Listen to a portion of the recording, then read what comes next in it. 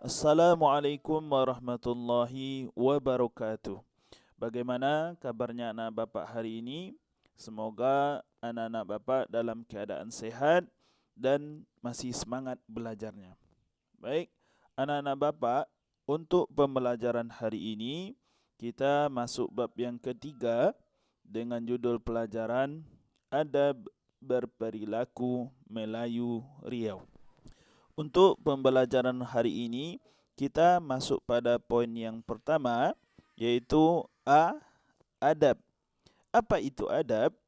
Adab bermakna sebagai aturan, etika, akhlak, kesopanan, perbuatan dan perkataan yang patut, kehalusan dan kebaikan budi pekerti.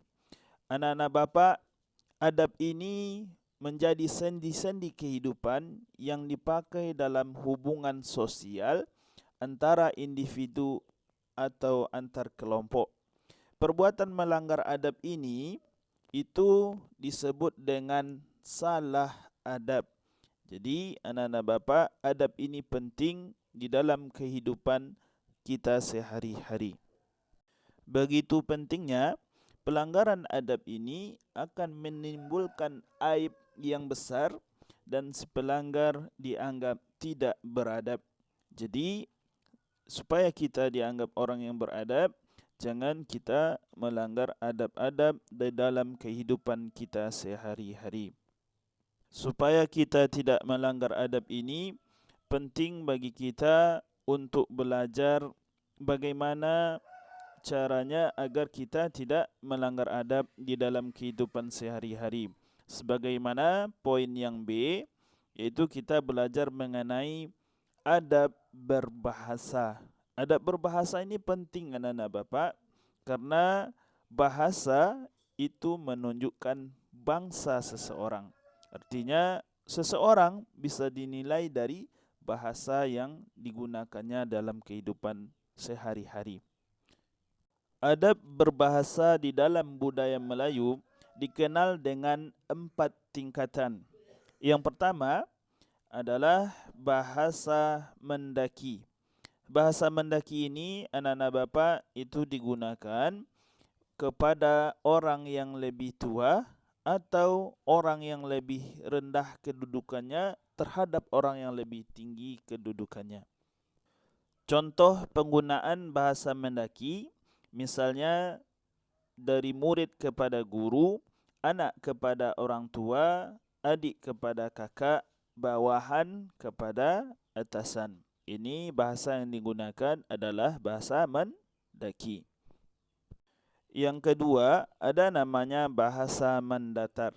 Bahasa mendatar digunakan antar sesama sebaya atau yang berkedudukan setara. Jadi bahasa ini bahasa yang kita gunakan antar sesama teman kita, baik teman sekolah maupun teman satu permainan. Yang ketiga, ada namanya bahasa melereng. Bahasa melereng merupakan adab berbicara dengan orang semenda. Di dalam adat kata melereng, seseorang tidak diperbolehkan berbicara secara bebas atau secara langsung. Yang terakhir atau yang keempat, ada bahasa menurun. Bahasa menurun ini digunakan oleh orang yang lebih tua atau lebih tinggi kedudukannya terhadap yang lebih muda atau lebih rendah kedudukannya. Artinya anak-anak bapak, bahasa menurun ini kita gunakan kepada orang yang lebih kecil daripada kita. Anak-anak bapak, inilah pelajaran kita hari ini.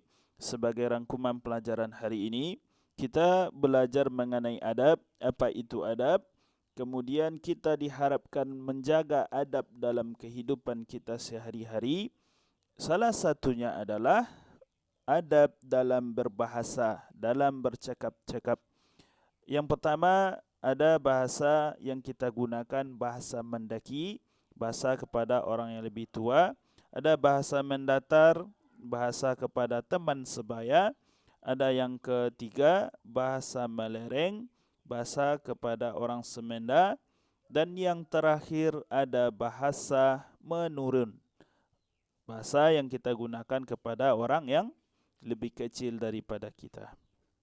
Inilah rangkuman pembelajaran kita hari ini.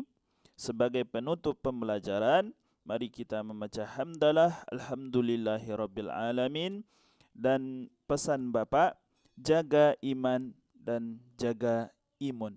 Assalamualaikum warahmatullahi wabarakatuh.